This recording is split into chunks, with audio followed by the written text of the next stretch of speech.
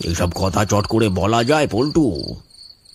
যেটুকু দেখেছিস সেটুকু তো আসলে শুরুর ছোট্ট ঝলক মাত্র। কাল মরা বটতলায় আড্ডায় বসে বলবো সব। কাল নয় খুড়ো, এখনই বলো, ছোট করে হলেও কিছুটা বলো, আমাদের বুকের মধ্যে তো আগুন জ্বলছে।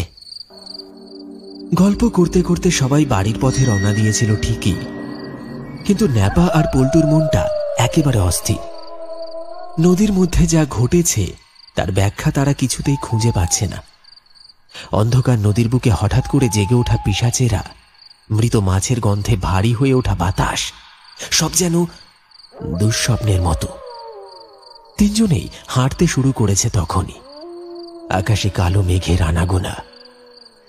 হঠাৎ বিদ্যুতের ঝলকানি পুরো আকাশ বাতাস কাঁপিয়ে দিল। এক মুহূর্তের জন্য চারপাশ ঝলসে উঠল, আর তারপর নামলো ঝমঝমিয়ে বৃষ্টি। সর্বনাশ! যেই ভয়টা পেয়েছিলাম সেটাই হলো। এবার যে জলে ভিজে ভিজে বাড়ি যেতে হবে। ওখুড়ো, ওই দেখো দূরে একটা ছাউনি করা মাচা দেখা যাচ্ছে। চলো এখন ওইখানে গিয়ে মাথাটা বাঁচাই। বৃষ্টি থামলে না হয় বাড়ির দিকে যাওয়া যাবে। হ্যাঁ খুড়ো, পল্টু ঠিক কথা বলেছে। আর এই তালে তুমি বরং পুরো ঘটনাটা খুলে বলতে পারবে। চলো চলো। তারা ছুটে গিয়ে আশ্রয় নিল সেই মাচার তলায়। মাচার উপর সবাই যে যার জায়গা করে বাগিয়ে বসলো গল্প শোনার জন্য। পুরো গল্প বলার আগে একটা বিড়ি ধরিয়ে নিয়ে তাতে বেশ কয়েকবার লম্বা লম্বা টান দিতে লাগলেন খুড়ো। তারপর এক মুখ ধোঁয়া ছেড়ে গলা চড়িয়ে বলতে শুরু করলেন,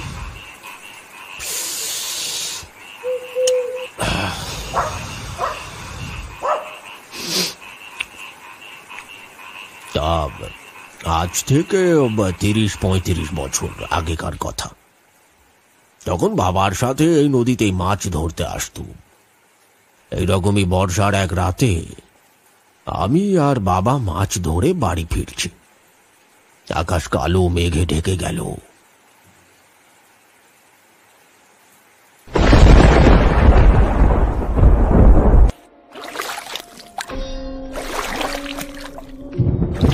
ও বাবা, ওই দেখো আকাশে যে কালো মেঘ ঢেকে গেছে, প্রচন্ড বিদ্যুৎ চমকাচ্ছে। এবার কি করব? তুই সরে আয়, জিনিসগুলো ভালো করে ধরে বস, আমি পাল বইছি।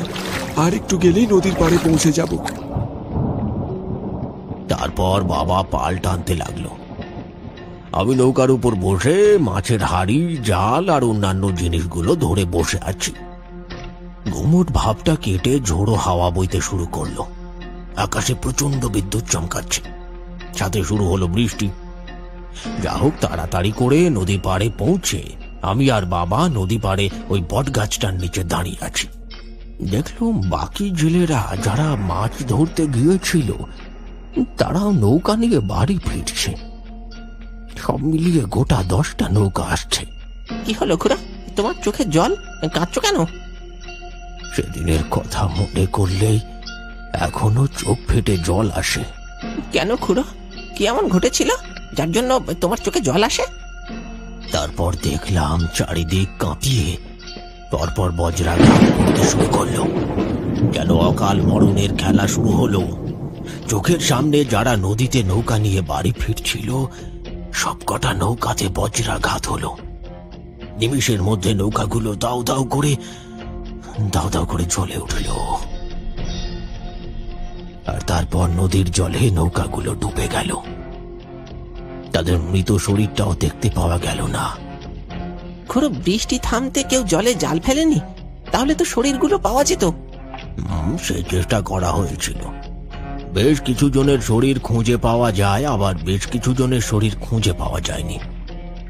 তখন থেকেই এইরকম বর্ষার দিনে নদীর তলা থেকে রাত হলেই ওরা উঠে আসে, অপূর্ণ আত্মা, অতৃপ্ত খিদে নিয়ে।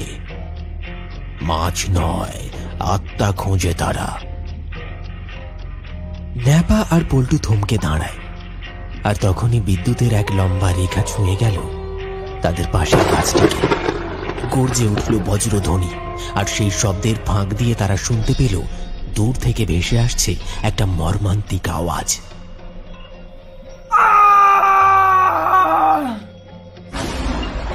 ও খুড়ো, এটা আবার কার আওয়াজ?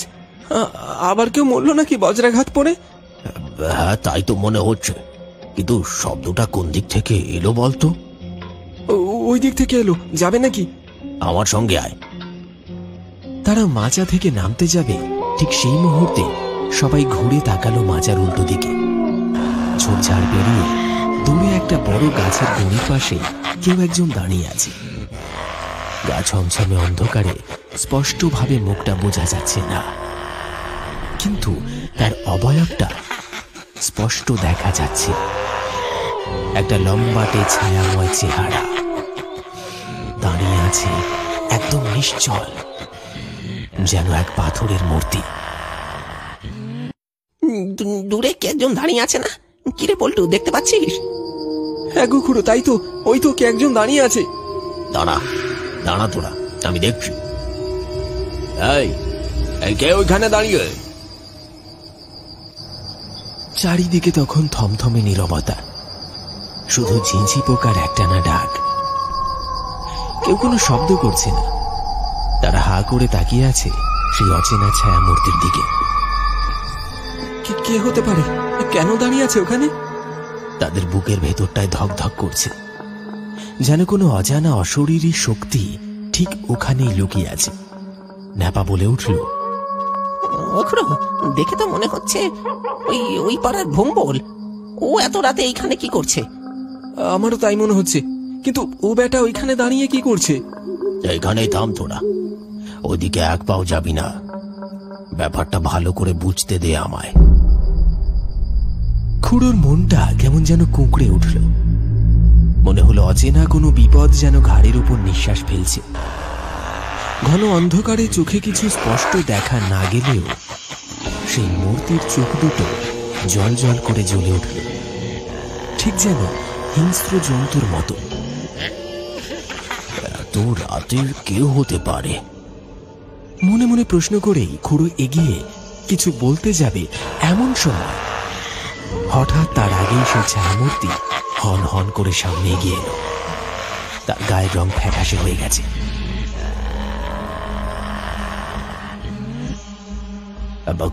কিরে বম্বল, তুই এখানে কি করছিস? আর তোর এই অবস্থা হলো কিভাবে? ওখরো, পরে সব বলবো, আগে তুমি তাড়াতাড়ি আমার সাথে চলো। কেন রে, কি হয়েছে? বিপদ হয়েছে খুড়ো, তাড়াতাড়ি এসো আমার সাথে, তাড়াতাড়ি এসো। নিশুতি রাতের নিস্তব্ধতা ভেদ করে হন হন করে এগিয়ে চলেছে ভম্বল। কোনো কথা না বলে নিঃশব্দে পা ফেলে যাচ্ছে নদীর দিকটায়। পেছন পেছন ন্যাপা, পল্টু আর খুড়ো হাঁটছে, কিন্তু তাদের মুখে দেখা যাচ্ছে স্পষ্ট উদ্বেগ আর ভয়ের ছায়া। একটা অজানা আশঙ্কা যেন মনের মধ্যে ঘন কালো মেঘের মতো জমে উঠেছে। আকাশে তখনও কালো মেঘ, তবে আগের মতো আর গর্জন নেই। বৃষ্টির ফোঁটাগুলো নেমে আসছে টুপটাপ করে। মাঝে মাঝে দূর থেকে শোনা যাচ্ছে ব্যাঙের ডাক, যেন কোনো অজানা সংকেত দিচ্ছে।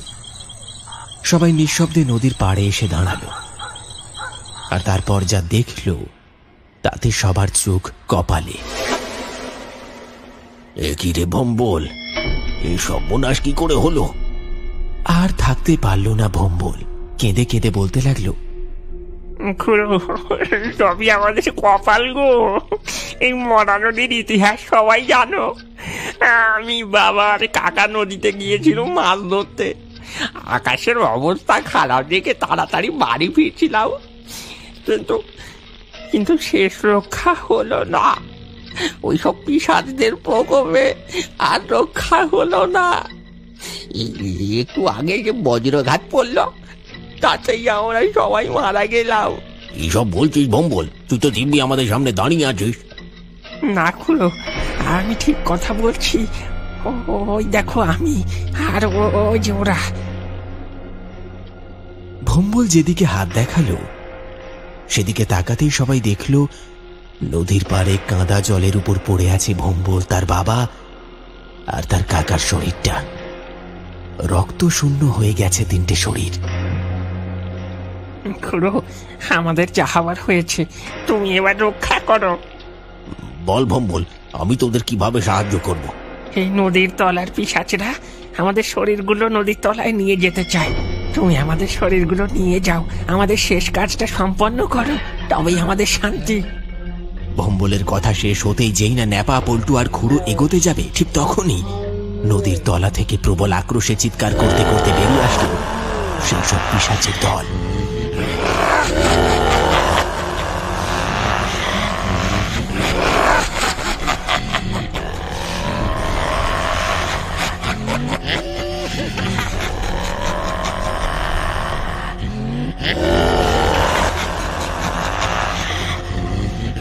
খুড়ো, ওরা আসছে, আমাদের রক্ষা করো, আমাদের মুক্তি দাও খুড়ো। ভয় নেই ভম্বল, তোকে আমি বাঁচাতে পারিনি, কিন্তু এই পিশাচদের হাত থেকে তোদের অবশ্যই রক্ষা করব। কথা শেষ করেই খুড়ো এগিয়ে গেল নদীর পাড়ে।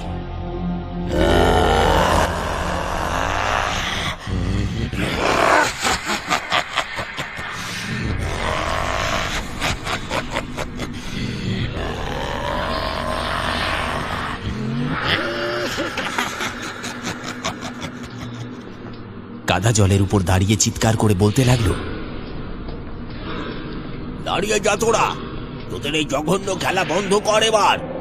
তোদের সাথে যেটা ঘটেছে সেটা তোদের কপাল, এর পেছনে সাধারণ মানুষের কোনো হাত নেই।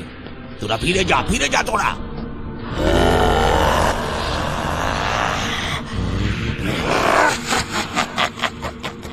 খুড়োর কোনো কথাই যেন তাদের কানে গেল না। গর্জন করতে করতে জলের তলা থেকে উঠে আসছে তারা। ন্যাপা আর পল্টু নদীর পাড়ে দাঁড়িয়ে সেই দৃশ্য দেখছে। আমি শেষবারের মতো বলছি, দাঁড়িয়ে যা তোরা, নয়তো পরিণাম ভালো হবে না। খুড়ো বারবার থেমে যেতে বলছেন সেই সব পিশাচদের। খুড়ো বাধা দেওয়া সেই পিশাচ খুব রেগে খুড়োর দিকে এগিয়ে আসে।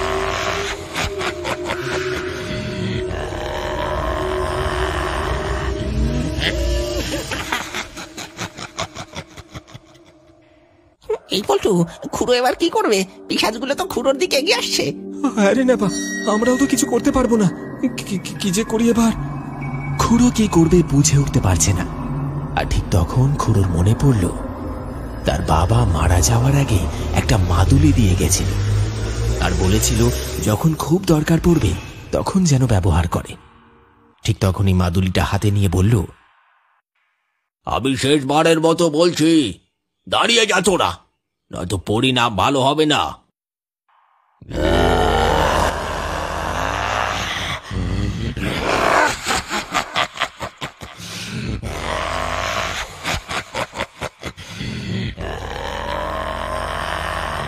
বারণ করা সত্ত্বেও খুড়ো যখন দেখলো সেই পিশাচ থামছে না, তখন খুড়ো মাদুলিটা ভেঙে ফেলল আর বেরিয়ে এলো খানিকটা ধুলো।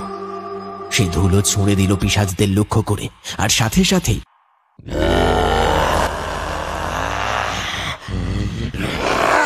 সারা শরীরে দাউ দাউ করে আগুন জ্বলে উঠল। একে একে ধোঁয়া বাতাসে মিলিয়ে গেল তারা।